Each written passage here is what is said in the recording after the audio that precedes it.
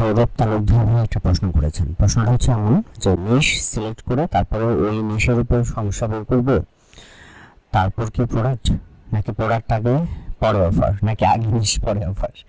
ওকে, জিনিসটি একটু কনফিউজিং, কিন্তু চলেন ব্যাপারটা ক্লিয়ার করি। ওকে, হ্যাঁ, নিশ সিলেক্ট করার পরে আমরা পরে প্রোডাক্ট ক্রিয়েট করব।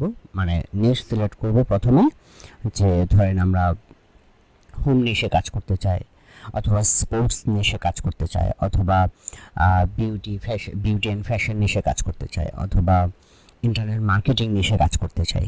ওকে, তার মানে হচ্ছে প্রথমে নিশ, দেন আপনি প্রথমে নিশটা সিলেক্ট করলেন, দেন আপনি পরে যেটা করবেন ওই নিশের কি কি প্রবলেম মানুষ আসলে ফেস করে, মানুষজন কি কি প্রবলেম মানুষজন অনলাইনে শেয়ার করেছে, সেই প্রবলেমগুলো আপনি ফাইন্ড আউট করবেন। চিন্তা করবেন যে আপনি একটা ডিজিটাল প্রোডাক্টের মাধ্যমে ওই সমস্যাগুলো কিভাবে সলভ করতে পারেন। যদি আপনি সলভ করতে পারেন এবং সেগুলো লিস্ট করতে পারেন যে 1 2 3 4 5 এই হচ্ছে 5টা সমস্যা, এর সলিউশন হতে পারে একটা ইবুক, হতে পারে একটা ভিডিও, হোয়াটএভার ফরম্যাটটা বের করলেন যে কোন উপায়ে আপনি সমস্যাগুলো সলভ করলেন। Okay, then that's your product, that's your offer, that's it, that's the procedure. Okay, তার মানে হচ্ছে আগে নিশ পরে প্রোডাক্ট, এবং প্রোডাক্টটাই হচ্ছে আপনার অফার, এবং এই অফারটা সিলেকশনের জন্য আপনাকে অবশ্যই প্রবলেমগুলো খুঁজে বের করতে হবে, দেন সলিউশনটাই হবে আপনার product. That's it, as simple as that.